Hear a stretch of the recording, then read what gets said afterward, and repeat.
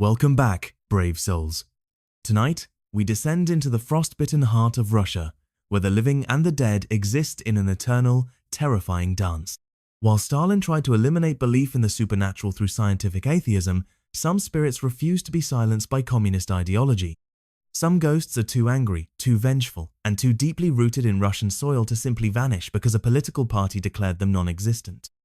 What you're about to hear are not folklore tales passed down through generations of Russian babushkas around winter fires.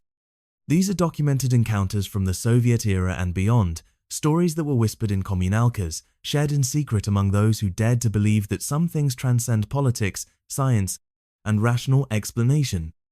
Russia's haunted history spans from the blood-soaked corridors of the Moscow Kremlin, where Ivan the Terrible still searches for peace after murdering his own son, to the communal apartments where families were forced to share cramped spaces with strangers and sometimes with the dead.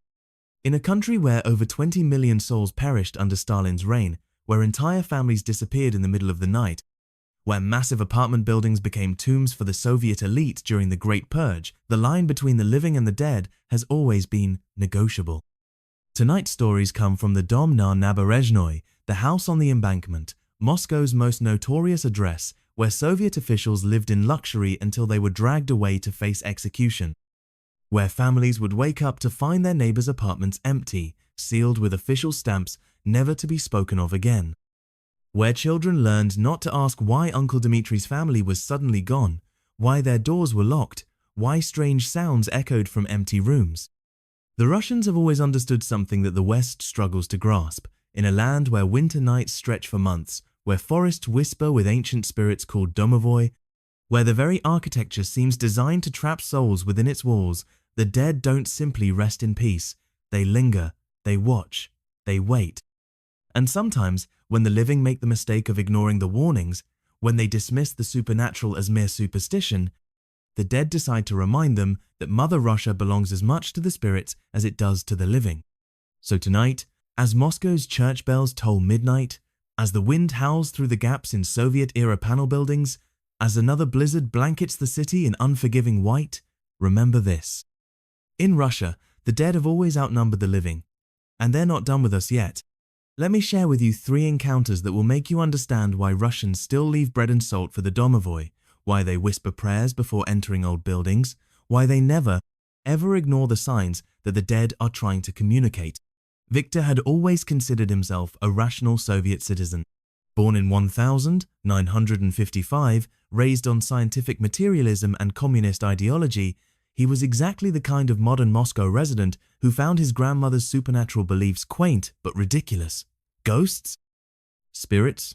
Domovoi? Please. This was the 1980s, the age of glasnost and perestroika.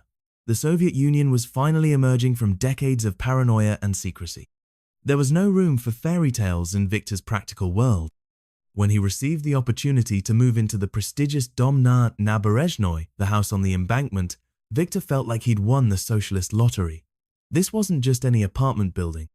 This was the building, home to the Soviet Union's most powerful officials, artists, and intellectuals since 1931. Writers, generals, politicians, actors, the cream of Soviet society had called these walls home. Victor's new 2-room apartment on the 8th floor had become available through the usual bureaucratic channels, though nobody seemed eager to discuss exactly why the previous tenant had left. The housing committee official who handed him the keys was unusually quiet, avoiding eye contact as she mumbled something about administrative reassignment and standard relocation procedures. The apartment itself was magnificent by Soviet standards, high ceilings, parquet floors, and most luxuriously of all, Victor didn't have to share it with anyone. After growing up in a communal apartment where 3 families shared one kitchen and bathroom, having his own space felt like stepping into a different world. For the first month, life in the Dom na Naberezhnoi exceeded Victor's expectations. The building still retained traces of its former grandeur, marble columns in the lobby, ornate moldings, wide corridors that whispered of better times. His neighbors were quiet, professional people who nodded politely in the hallways but mostly kept to themselves. The building had its own shops, a restaurant, even a small theater. Victor felt like he was living inside Soviet society's most exclusive club. Then he began noticing the sounds.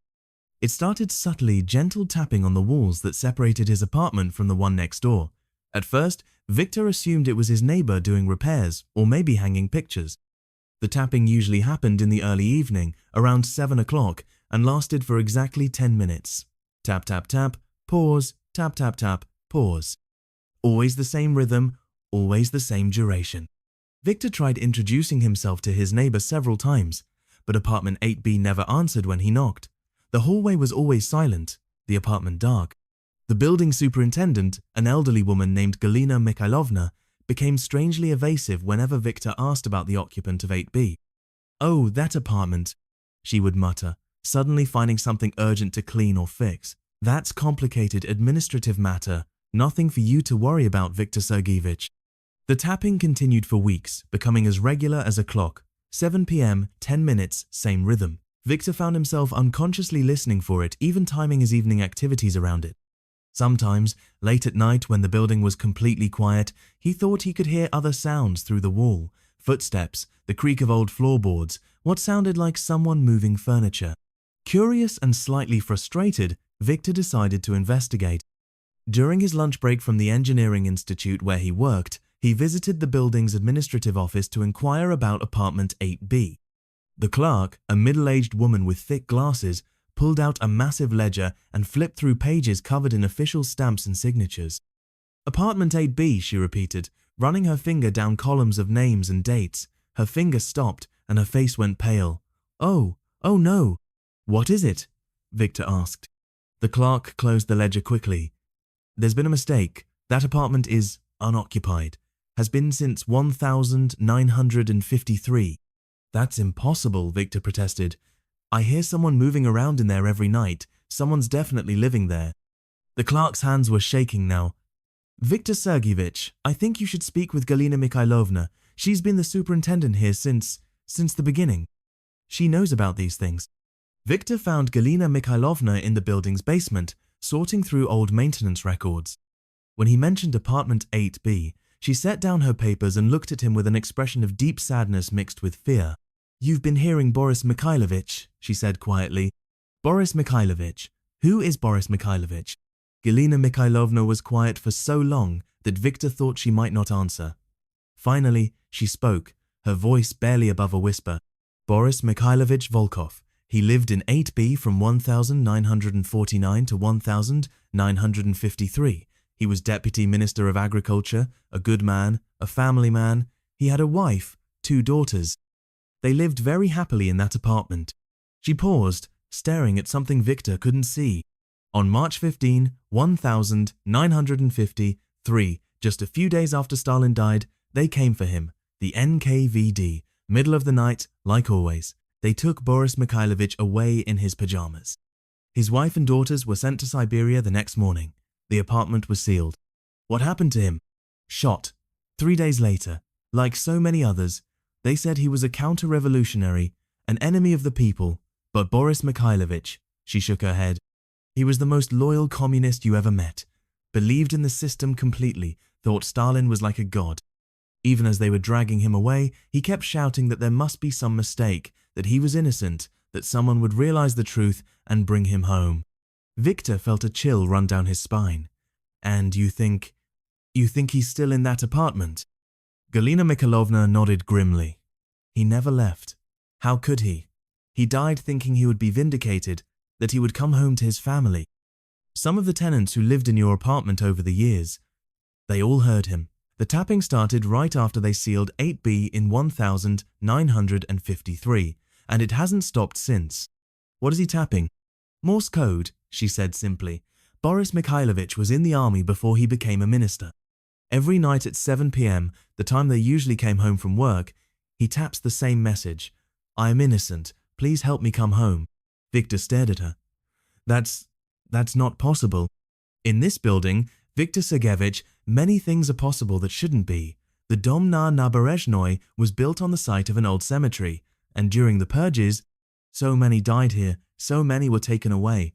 Their spirits, they got confused. They don't understand that the Soviet Union is gone, that Stalin is dead, that the system that destroyed them no longer exists. They're still waiting to be vindicated, still waiting to go home. That night, Victor listened more carefully to the tapping, and once he understood what to listen for, he could clearly make out the Morse code pattern. dot dot dash dash dash dash dot dot dot IAM dot dot dash dot dash dot dash dot dash dash dash dot dot dot INNO. The message repeated over and over, "I am innocent, please help me come home." Victor tried to sleep, but the tapping seemed to grow louder each night.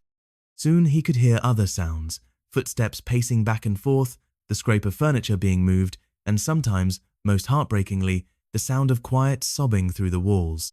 Unable to bear it any longer, Victor decided to try to communicate back. The next evening at 7 p.m., when the tapping began, he tapped back on the wall. The tapping from 8B stopped immediately. Then, slowly it began again, but this time, it was different. The rhythm had changed.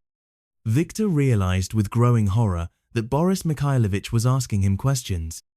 "Who are you?" came the tapped message. Victor tapped back, spelling out his name in Morse code. "Are you NKVD?" Boris asked. "No," Victor tapped. "Has Stalin forgiven me? Can I come home now?" Victor sat in the darkness of his apartment, tears streaming down his face. What could he possibly say to a man who had been dead for 34 years but didn't know it? How do you tell a ghost that the system he died defending had collapsed, that his loyalty had been rewarded with execution, that his family was probably dead or scattered across the globe?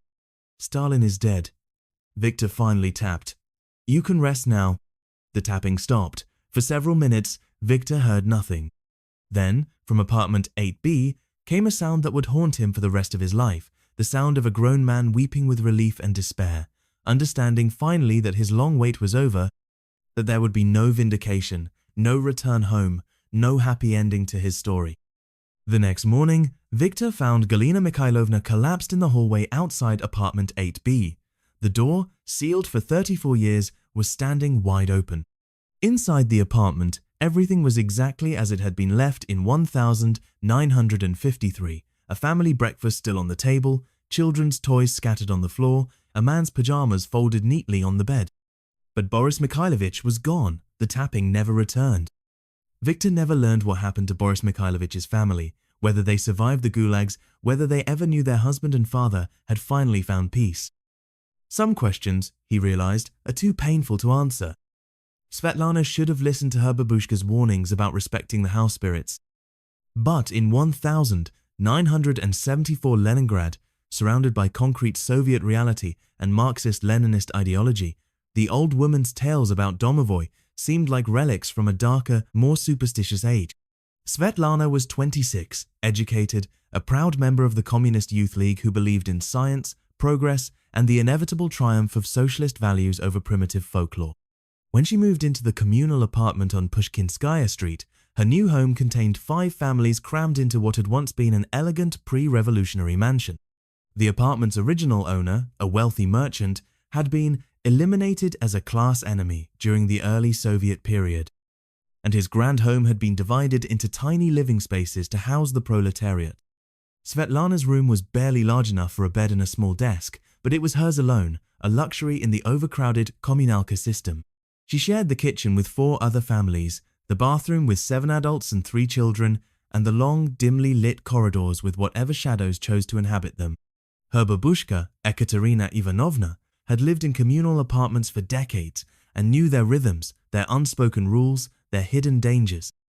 When she came to help Svetlana settle in, the old woman immediately began performing rituals that made her granddaughter cringe with embarrassment. "Babushka, please," Svetlana whispered as her grandmother placed a small plate of salt and bread in the corner of the room. "The neighbors will think we're backward peasants." "The domovoi must be respected," Ekaterina Ivanovna said firmly, "especially in a house like this, where so much blood was spilled, where so many lives were destroyed. The spirits here are angry, confused. If you don't make peace with them—" "There are no spirits," Svetlana interrupted. "There are no domovoi. There are only superstitious old beliefs that keep people from embracing socialist progress." Her grandmother fixed her with a stare that seemed to see straight through her. "You think the revolution changed the old laws? You think communism made the spirits disappear? Child, some things are older than Lenin, older than Marx, older than any political system. The domovoi were here before the Tsars, and they'll be here after the last commissar is forgotten." But Svetlana refused to listen. She threw away the bread and salt, ignored her grandmother's warnings about keeping the house clean and showing proper respect to the dwelling's spiritual guardian. She was a modern Soviet woman, after all. She had no time for fairy tales. The other residents of the communal apartment tried to warn her in their own subtle ways. Valentina Petrovna, a widow who had lived in the building since 1945, mentioned that the previous occupant of Svetlana's room had left suddenly after only 2 months, claiming the space was unsuitable for habitation. Old Pavel Dmitrievich, a war veteran who worked nights at a factory, left small offerings of tea and sugar in the corners of the kitchen, always making sure the other residents knew these were for the house's peace and prosperity. But Svetlana interpreted these gestures as evidence of her neighbor's backwardness. She was determined to be a model of Soviet rationality, to show through her example that education and communist consciousness could overcome primitive superstitions. The problems began 3 weeks after she moved in. It started with small things, objects disappearing and reappearing in different locations. Svetlana would place her keys on the kitchen table and find them in the bathroom. Her books would migrate from her room to the corridor overnight. Her winter boots, which she kept neatly by her bed, would be discovered in the kitchen at dawn, sometimes filled with salt or breadcrumbs. Svetlana assumed her communal apartment neighbors were playing pranks on her, perhaps testing the new resident or expressing disapproval of her modern attitudes. She decided to ignore the incidents, reasoning that responding would only encourage more childish behavior. But the incidents escalated. Her food began spoiling with unnatural speed. Fresh bread would develop mold overnight. Milk would sour within hours of purchase. Vegetables would rot while she watched, turning black and releasing foul odors that filled her room. Other residents' food remained fresh for weeks, but anything belonging to Svetlana seemed cursed with rapid decay. Then her belongings began breaking. The legs of her chair would loosen overnight, causing her to fall when she sat down. Her mirror cracked in a perfect spiderweb pattern while she slept. Her clothes developed tears and holes as if tiny hands were working with scissors in the darkness. Her alarm clock stopped working, causing her to oversleep and arrive late to her job at the textile factory. The other residents watched these events with growing concern. Valentina Petrovna tried once more to explain the situation to Svetlana. "You must make peace with the domovoi," she whispered urgently during one of their kitchen encounters. "He's trying to tell you something. The house spirit is angry because you show no respect, no acknowledgement of his presence." "There is no domovoi," Svetlana snapped, her patience finally exhausted. "There are no house spirits. There are only coincidences, poor quality Soviet manufacturing, and neighbors who apparently have nothing better to do than play childish tricks." Valentina Petrovna's face went white. "Don't speak of him that way," she pleaded. "Not in his house. Please, child, before it's too late." But Svetlana was beyond reasoning. That evening, she stood in the center of her room and addressed the empty air with mocking contempt. "You hear me, domovoi?" she called out sarcastically. "I'm not afraid of you. You don't exist. You're just a superstition, a relic of the ignorant past. Do your worst. I'll never believe in fairy tales." The room fell completely silent. Even the usual sounds of the communal apartment, people cooking, children playing, radios murmuring, seemed to stop. The silence stretched for several minutes until Svetlana began to feel genuinely unnerved. Then, the temperature in the room dropped 20 degrees in an instant. Svetlana's breath became visible in the suddenly frigid air. Ice began forming on the inside of her windows, despite the October heat outside. Her books flew off their shelves, pages fluttering as if caught in a whirlwind. The light bulb in her ceiling fixture began flickering erratically, casting wild shadows on the walls. And then she saw him. In the corner where her grandmother had placed the bread and salt, the corner where Svetlana had defiantly swept away any offerings, a shape began to materialize. At first it was just a shifting of shadows, a suggestion of movement in the darkness, but gradually the figure became more solid, more defined. The domovoi was no benevolent fairy tale creature. This was something ancient and angry, something that had been patient for decades but finally pushed beyond endurance. He was small but powerfully built, covered in coarse dark hair, with eyes that glowed like embers in a dying fire. His hands ended in sharp claws, and when he opened his mouth, Svetlana could see rows of yellow teeth filed to points. "You want to see what doesn't exist?" The domovoi spoke in a voice like grinding stone. "You want to mock what you don't understand?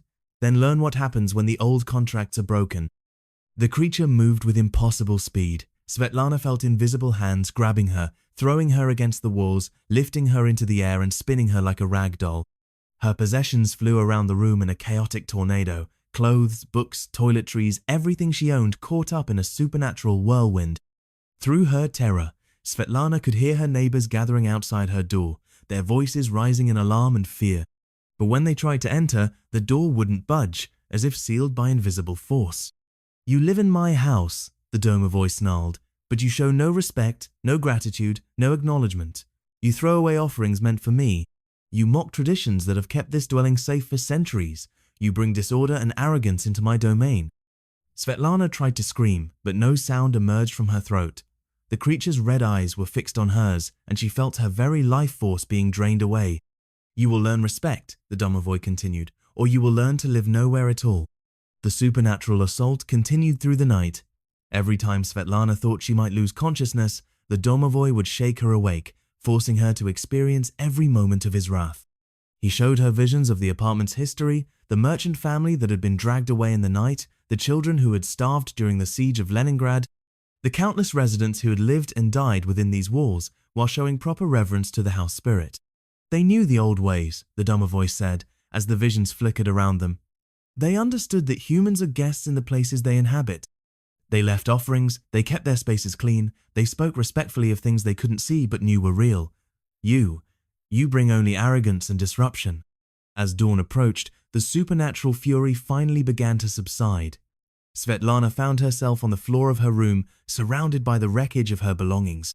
Every item she owned had been destroyed, clothes torn to shreds, books with their pages scattered, furniture reduced to splinters.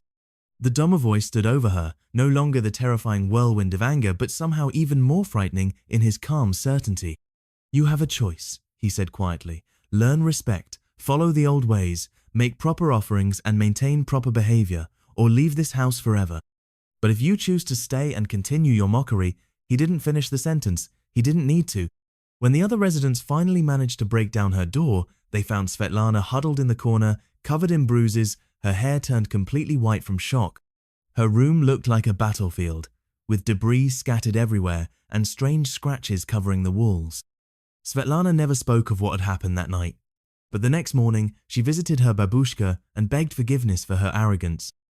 She learned the proper rituals for appeasing the domovoi, the correct offerings to leave, the respectful way to live within his domain. For the remaining 2 years she lived in the communal apartment. Svetlana left bread and salt in the corner every week. She kept her space immaculately clean, spoke quietly and respectfully, and never again mocked the old beliefs. The domovoi, apparently satisfied with her transformation, left her in peace.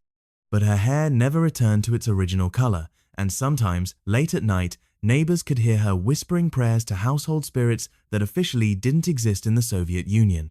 When Svetlana finally moved to her own apartment in a modern building, she brought the old rituals with her. Her new home had no visible domovoi, but she maintained the offerings anyway, because she had learned, in the most terrifying way possible, that some things are too ancient and powerful to be dismissed by political ideology. Her grandmother lived to be 94 and never stopped reminding Svetlana that respecting the spirits isn't superstition, it's survival. Dr. Alexei Volkov had spent his entire academic career studying what the Soviet establishment called psychological aberrations, the persistent beliefs in supernatural phenomena that somehow survived decades of scientific education and atheist propaganda. As a respected researcher at Moscow's Institute of Psychology, he was tasked with finding rational explanations for why so many Soviet citizens continued to report encounters with ghosts, spirits, and other paranormal entities. The party line was clear. Supernatural beliefs were remnants of the backward feudal past, symptoms of insufficient education or psychological instability. Dr. Volkov's research was meant to provide scientific support for this position, offering therapeutic interventions that could cure citizens of their irrational fears and help them embrace materialist reality. What he discovered instead would destroy his career, his sanity, and ultimately his life. In late 1983, Dr. Volkov was assigned to investigate reports of paranormal activity at a research facility in the outskirts of Moscow. The facility, officially designated as Institute 47, conducted classified psychological experiments on behalf of the military. Recently, several staff members had reported disturbing supernatural encounters that were affecting work, productivity, and morale. The Institute's director, Colonel Mikhail Petrov, briefed Dr. Volkov on the situation with obvious embarrassment. As a career military officer and devoted communist, Colonel Petrov found the entire matter personally humiliating. "It's completely irrational," Petrov complained as he led Dr. Volkov through the facility's sterile corridors. "These are educated people, scientists and psychologists. They shouldn't be jumping at shadows and imagining ghosts in the hallways." The building was a typical Soviet institutional structure. Concrete walls, fluorescent lighting, long corridors lined with identical doors. It had been constructed in the 1960s specifically for psychological research, with special soundproofed rooms for experiments and observation chambers equipped with one-way mirrors. "What exactly are people reporting?" Dr. Volkov asked, taking notes on his clipboard. Colonel Petrov's jaw tightened. Voices in empty rooms, footsteps in the basement after hours, shadowy figures in the corridors. Some staff members claimed to have seen apparitions of former colleagues. "It's mass hysteria, obviously. I need you to diagnose the psychological cause and recommend treatment." Dr. Volkov began his investigation by interviewing the affected staff members individually. Their reports were remarkably consistent, which initially suggested either coordinated deception or shared delusion. But as he listened to their accounts, disturbing patterns emerged. Dr. Natasha Kozlova, a senior researcher in her 50s, described encounters with a young man in a white lab coat who appeared in her office after hours.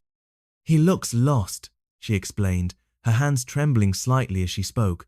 "He walks through the walls as if they're not there, always carrying a clipboard, always looking for something. When I try to speak to him, he doesn't respond. But sometimes, he stops and stares at me, and his eyes are so sad, so desperate." Laboratory technician Igor Semenov reported hearing typing sounds from empty rooms, always the same rhythm, as if someone was working on a report that could never be finished. "It's coming from room 15, Igor said. "But room 15 has been locked for years. Nobody works there anymore. When I listen at the door, I can hear typing, page turning, sometimes what sounds like someone crying." Dr. Volkov requested access to the facility's personnel records, hoping to find rational explanations for the reported apparitions. What he discovered in the classified archives made his blood run cold. Institute 47 had not always been a conventional psychological research facility. From 1953 to 1962, it had served as one of the Soviet Union's most secretive experimental sites, conducting what were euphemistically called enhanced interrogation techniques on political prisoners and captured foreign agents. The research conducted during those years went far beyond anything Dr. Volkov had imagined possible. Subjects were subjected to prolonged sleep deprivation, sensory isolation, experimental drugs, and psychological torture designed to break down their sense of reality. Many experiments were designed to explore the limits of human consciousness, to determine whether the mind could be completely reconstructed through systematic trauma. The mortality rate was staggering. According to the hidden records, over 300 subjects had died during experiments between 1953 and 1962. Most deaths were officially attributed to cardiac failure or respiratory complications, but the detailed research notes told a different story.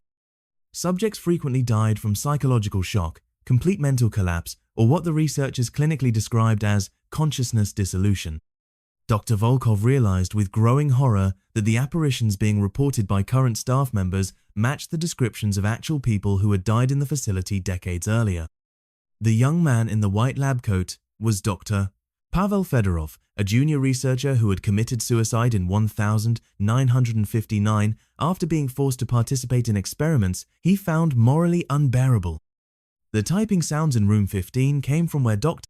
Anna Mikhailova had worked until her nervous breakdown in 1961. She had died in a psychiatric hospital 2 years later, still trying to complete reports that documented the facility's atrocities. But Dr. Volkov's investigation took an even darker turn when he discovered that many of the reported supernatural encounters involved not just the researchers who had died, but the subjects who had been tortured and killed. Night security guard Dmitry Petrov, no relation to the colonel, described the most disturbing encounters of all. "They come out of the walls around 3 a.m., Dmitry whispered, constantly looking over his shoulder as he spoke. "The ones who died in the experiments. They're looking for the way out, always searching for the exit. But they can't leave. They're trapped here just like they were when they were alive. How do you know they were experiment subjects? Dr. Volkov asked. Because they still have the restraint marks on their wrists and ankles, because they're wearing prison uniforms, because they keep asking me, when can I go home? Please, when can I go home? But I can't answer them. What am I supposed to say? Dr. Volkov realized he was facing something far more complex than mass hysteria or psychological suggestion. The supernatural activity at Institute 47 seemed to be directly connected to the traumatic history of the facility itself.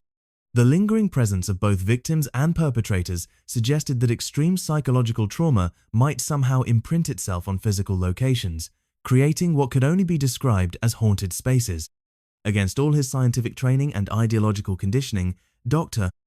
Volkov began to suspect that consciousness might not be entirely contained within the physical brain, that traumatic experiences could somehow persist beyond biological death, especially in locations where extreme suffering had occurred. He decided to conduct a controlled experiment to test this hypothesis. Working alone late one evening, Dr. Volkov entered room 15 Punkt, the laboratory where Dr. Anna Mikhailova had conducted her final research. He brought recording equipment, hoping to document whatever phenomena might occur. At first, nothing happened. The room was silent, empty, filled only with dusty furniture and abandoned equipment. Dr. Volkov began to feel foolish for taking the supernatural reports seriously. Perhaps Colonel Petrov was right. Perhaps this was all mass hysteria that could be cured through rational intervention. Then, at exactly 11:47 p.m., the typing began. The sound was unmistakable, someone working at a typewriter with desperate urgency, striking the keys with mechanical precision. Dr. Volkov could see no typewriter in the room, but the sound continued for nearly an hour. Occasionally, he heard the bell indicating the end of a line, the mechanical sound of the carriage return, the whisper of paper being inserted or removed. Dr. Volkov's recording equipment captured every sound clearly, but when he listened to the playback the next morning, the recordings contained only silence. Undeterred, Dr. Volkov returned to room 15 the following evening, this time bringing more sophisticated equipment and a notebook to document his observations in real time. Again, at exactly 11:47 p.m., the typing began, but this time, something else happened. As his eyes adjusted to the darkness, Dr. Volkov began to see a faint figure at a desk that didn't exist, a woman in a white lab coat, her hair pulled back severely, typing with focused intensity. She was translucent, barely visible, but definitely present. Dr. Volkov tried to speak to the apparition, but she didn't respond. She continued typing, occasionally pausing to consult papers that he couldn't see, sometimes stopping to wipe tears from her eyes. The typing continued until exactly 12:47 a.m., then stopped abruptly. The figure faded away, leaving Dr. Volkov alone in the empty room. But before she disappeared completely, the ghostly researcher looked directly at him and spoke in a voice like wind through dead leaves. The reports must be finished, the truth must be documented, they must know what we did here. Dr. Volkov returned to room 15 every night for the next 2 weeks. Each time, the same sequence occurred, typing from 11:47 p.m. to 12:47 a.m., the ghostly figure of Dr.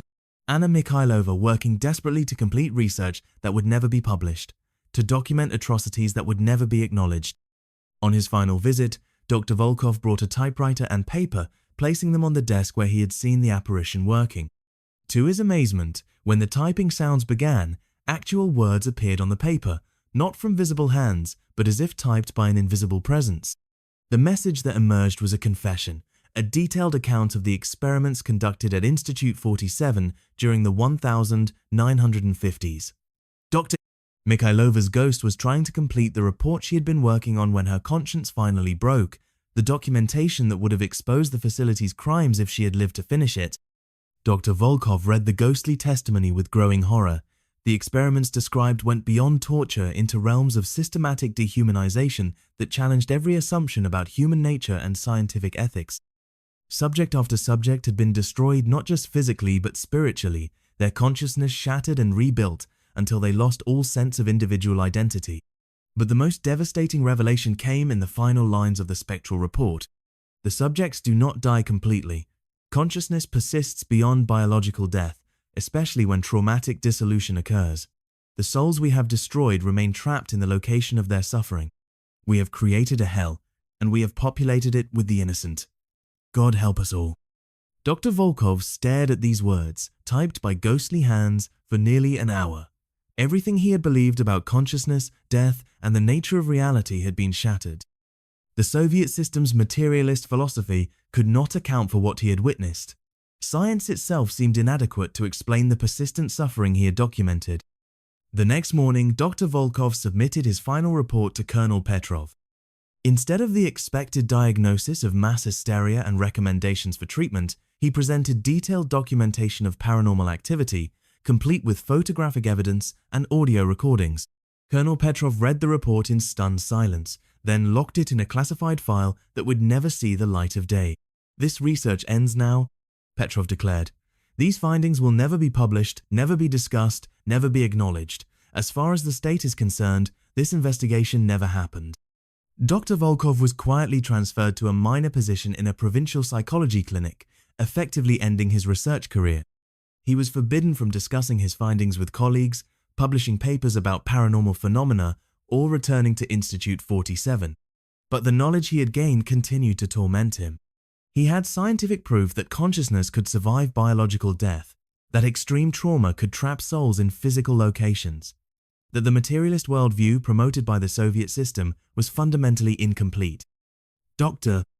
Volkov began experiencing his own supernatural encounters, visits from the ghosts he had documented, spectral researchers and subjects who seemed to recognize him as someone who had finally witnessed their suffering.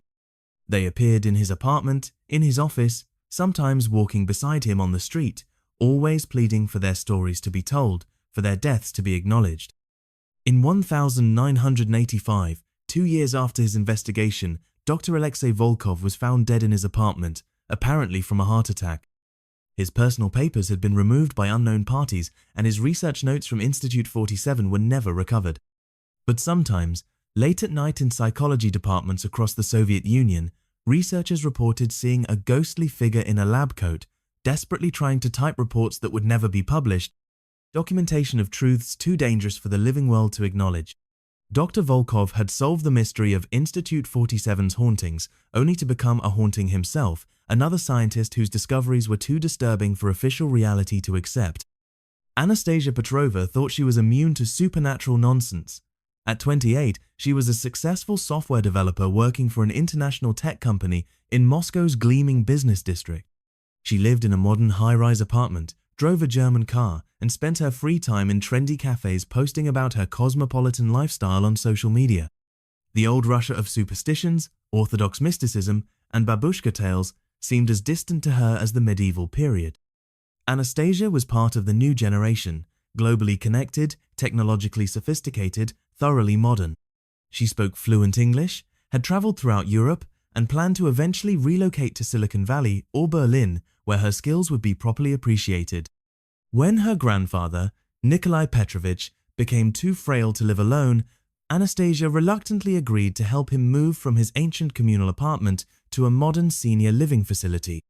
The Kommunalka on Sadovaya Street had been his home for over 60 years, a relic from the Soviet era that somehow survived Moscow's rapid modernization. "This place gives me the creeps," Anastasia muttered as she climbed the narrow, poorly lit stairway to the 3rd floor. The building reeked of boiled cabbage, old wood, and something else she couldn't identify, a musty, organic smell that seemed to emanate from the walls themselves. Her grandfather's tiny room was crammed with the accumulated possessions of 6 decades, books, photographs, religious icons hidden behind Communist Party certificates, stacks of journals written in his meticulous handwriting. In one corner stood a small table with bread, salt, and a shot glass of vodka, offerings that Anastasia recognized as old-fashioned superstitions. "Dedushka, you don't need to do this anymore," she said, gesturing toward the offerings. "You're leaving this place. No more silly rituals for imaginary house spirits." Nikolai Petrovich, despite his physical frailty, fixed her with sharp, alert eyes. "Nastya, some traditions exist for good reasons. The domovoi of this house has protected me for 60 years. I owe him proper respect, especially now that I'm leaving." "There is no domovoi," Anastasia said patiently, as if explaining something to a child. "It's 2019, Grandpa. We have satellite internet and artificial intelligence. We don't believe in fairy tale creatures anymore." Her grandfather continued packing his belongings slowly, carefully wrapping each item as if it were precious. You think technology changes the old laws? You think Wi-Fi signals can drive away spirits that have lived in these walls for centuries? Anastasia sighed and focused on the practical aspects of the move. She had hired professional movers to handle the furniture, but the personal items needed family attention. As she sorted through her grandfather's possessions, she discovered dozens of journals filled with detailed accounts of supernatural encounters spanning decades. Entry after entry described interactions with the domovoi, times when the house spirit had warned of danger, protected residents from harm, or punished those who showed disrespect. Her grandfather had meticulously documented not just his own experiences, but stories shared by other residents of the communal apartment over the years. "You wrote down all these ghost stories?" Anastasia asked, flipping through pages covered with her grandfather's neat handwriting. "Historical documentation," he replied seriously. "Someone needs to remember how the old world worked, especially now that everything is changing so quickly." As Anastasia read her grandfather's journals, she was struck by the consistency of the accounts. Different residents from different decades all described encounters with the same entity, a small, bearded figure who appeared during times of crisis, who could be helpful or dangerous depending on how he was treated, who seemed to consider himself the building's permanent guardian. But what really caught her attention were the more recent entries, accounts from the post-Soviet era describing how the domovoi's behavior had changed as the old communal apartment system collapsed. "He's become more active since the 1990s, her grandfather had written in 1999. "As families move away and the old ways are forgotten, he grows more desperate to maintain the connections. The offerings are less frequent, the respect is diminishing. I fear what will happen when the last of us who remember are gone." A 2010 entry was particularly disturbing.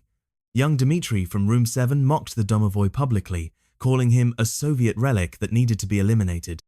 3 days later, Dmitry fell down the stairs and broke his neck. Coincidence? Perhaps. But I have noticed that those who show disrespect rarely remain in the building for long. Anastasia found herself reluctantly intrigued by these accounts. Her grandfather wasn't an uneducated peasant, he had been an engineer, a rational man who had worked with complex technical systems. Yet, he apparently believed completely in the existence of supernatural entities. "Dedushka," she said carefully, "do you really think there's a ghost living in this building?" Nikolai Petrovich stopped packing and looked at her seriously. "Nastya, I have seen him with my own eyes countless times over 60 years. I have spoken with him, received warnings from him, been protected by him. He is as real as you or I, just existing in a different way." "But that's impossible, scientifically impossible." "Science knows many things," her grandfather replied, "but it doesn't know everything. Some realities exist outside the reach of your computers and satellites." As they continued packing, Anastasia couldn't shake her curiosity about the supernatural claims. She decided to conduct a small experiment, to spend one night alone in the apartment after her grandfather moved out, just to prove to herself that nothing unusual would happen. "Absolutely not," Nikolai Petrovich said when she suggested this plan. "Nastya, the domovoi tolerated you today because you were helping me, because I vouched for your presence. But if you return alone, especially with skeptical intentions, what exactly do you think will happen?"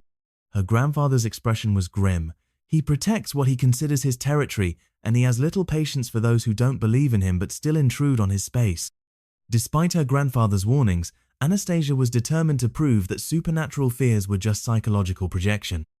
After helping Nikolai Petrovich settle into his new senior living facility, she returned to the empty communal apartment with her laptop, camera, and a thermos of coffee.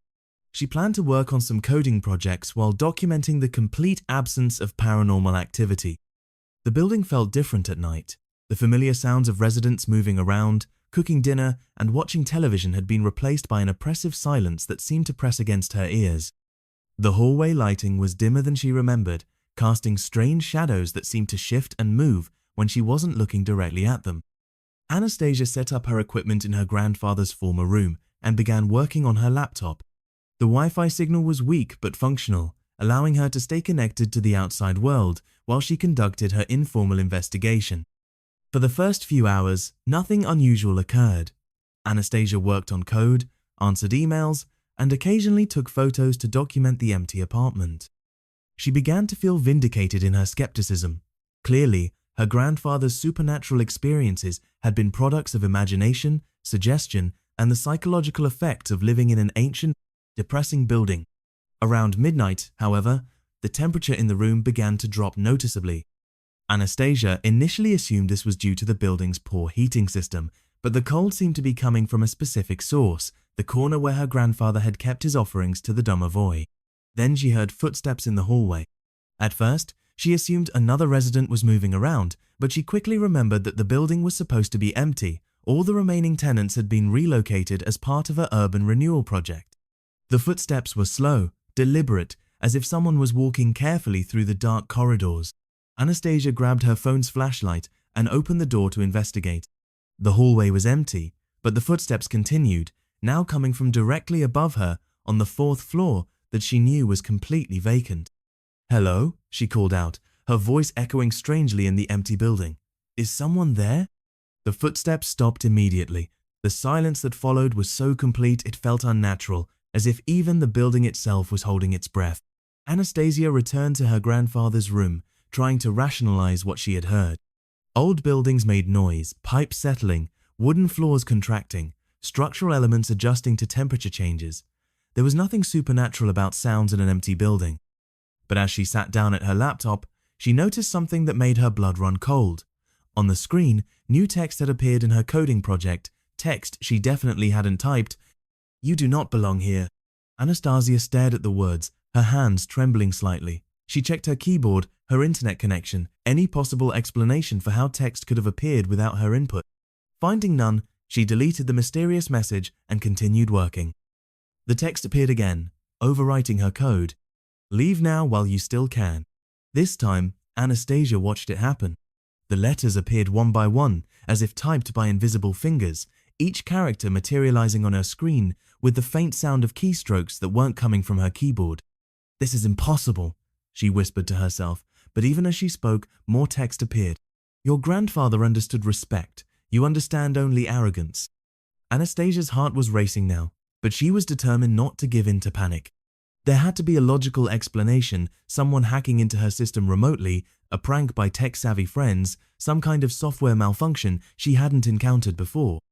She tried to shut down her laptop, but the computer wouldn't respond to her commands. Instead, more text appeared on the screen. "For 60 years, your grandfather showed proper respect. He left offerings, he acknowledged my presence, he maintained the old agreements. Because of his faithfulness, I protected this family. But you come here with machines and mockery, believing your technology makes you superior to the old ways." Anastasia was backing away from her laptop now, but the text continued appearing. "I have watched empires rise and fall. I saw the Tsars destroyed, the communists triumph, the Soviet system collapse. Through all these changes, I remained, protecting those who showed proper respect, punishing those who showed arrogance. Your political systems are temporary. Your technology is temporary. But I am eternal." The room was growing colder by the minute. Anastasia's breath was becoming visible, and frost was forming on the windows despite the October warmth outside. Her laptop screen flickered, and when it stabilized, she could see a reflection that wasn't her own, a small bearded figure standing behind her chair. She spun around, but the corner was empty. When she looked back at the laptop, more text was appearing. "You think Wi-Fi signals are stronger than the bonds between a guardian and his territory? You think your artificial intelligence is wiser than spirits who have lived for centuries? You have much to learn about what is real and what is illusion." Anastasia tried to run toward the door, but it slammed shut before she could reach it. The sound echoed through the empty building like a gunshot. She pulled on the handle, but the door wouldn't budge, as if held shut by invisible force. "Let me out!" she screamed, pounding on the door with her fists. The laptop screen flickered again, and she could see the reflection more clearly now. The domovoi was definitely there, small, powerful, with eyes that seemed to hold centuries of accumulated wisdom and weariness. When he spoke, his voice seemed to come from everywhere at once, the walls, the ceiling, the air itself. "Your grandfather asked me to be patient with you," the domovoi said. "He said you were a good person, just confused by modern life, just in need of education about the old realities. So I will give you one lesson, one demonstration of what exists beyond your machines and your arrogance." The temperature dropped even further, and Anastasia could see her breath in thick clouds. Ice began forming on the inside of the windows, creating intricate patterns that looked almost like writing in an alphabet she didn't recognize. "This building has been my home for 300 years. the domovoi continued. I was here before the revolution, before the communists, before your computers and smartphones. I have protected families through wars, famines, purges, and collapses. I have seen children born and grow old and die all under my protection. Your grandfather was one of those children. Images began appearing on every reflective surface in the room, the black screen of her laptop, the ice-covered windows, even the metal surface of her thermos. Anastasia could see scenes from the building's history playing out like old film footage. Families huddled together during the siege of Leningrad, children playing in the corridors during the Soviet era, her grandfather as a young man moving into the building in the 1950s. But now the old ways are forgotten, the domovoi said sadly. Children like you grow up believing only in what your machines can measure, what your science can explain. You have lost the wisdom to recognize spiritual realities, to show respect for guardians who have protected your families for generations. The images on the reflective surfaces shifted, showing more recent scenes, families moving out of the building, ancient rooms being renovated and modernized, the gradual abandonment of traditional offerings and respectful behaviors. I am the last of my kind in this district, the domovoi admitted. Other buildings have been torn down or renovated beyond recognition. Other spirits have been driven away or forgotten into non-existence. Soon, this building too will be demolished to make room for your glass towers and electronic systems. Anastasia realized with growing horror that the supernatural entity was not just angry, he was lonely, desperate, facing the extinction of his entire way of existence. But before I fade away, the domovoi continued, I want one person from the new generation to understand what is being lost. I want one witness to remember that reality is larger than what your instruments can detect. The ice patterns on the windows began forming words in Cyrillic script, messages in Old Russian that Anastasia could barely read. But she understood their meaning. They were prayers, blessings, protective spells that had been used for centuries to maintain the relationship between human families and household spirits. Write these down, the domovoi commanded. Learn them, remember them, pass them on to others who might still have the wisdom to listen. Despite her terror, Anastasia found herself obeying. She took out her phone and began photographing the ice writing, capturing the ancient formulas that were appearing and disappearing on the frozen windows. Your grandfather spent 60 years learning these truths, the domovoi said. I am giving you one night to understand what he understood, that the universe contains realities your modern world has forgotten, but which still have power over your lives. As dawn approached, the supernatural manifestations gradually subsided. The temperature returned to normal, the ice melted away, and the door unlocked with an audible click. The domovoi's presence faded, but before he disappeared completely, he spoke one final message. Tell your grandfather that his service was appreciated, that his respect was honored, that his family remains under protection wherever they may go, and tell him that some bridges between the old world and the new can still be maintained if people are willing to remember. Anastasia left the building as the sun rose over Moscow, her phone filled with photographs of supernatural messages, her worldview fundamentally altered. She had entered the apartment as a skeptical modern woman and emerged as someone who understood that reality was far more complex and mysterious than she had ever imagined. She never published her photos or spoke publicly about her experience. But she did visit her grandfather regularly at the senior living facility, bringing him printed copies of the ice messages and listening carefully as he taught her the proper ways to show respect to spiritual entities. And in her modern high-rise apartment, in one corner of her living room, Anastasia began leaving small offerings of bread and salt, just in case some lonely domovoi might be searching for a new home in the glass towers and electronic systems of contemporary Moscow. Because she had learned, in the most terrifying and profound way possible, that some traditions exist not as obstacles to progress, but as bridges to truths that transcend any particular era or technology. The old ways endure because they work, and in Russia, the dead always outnumber the living.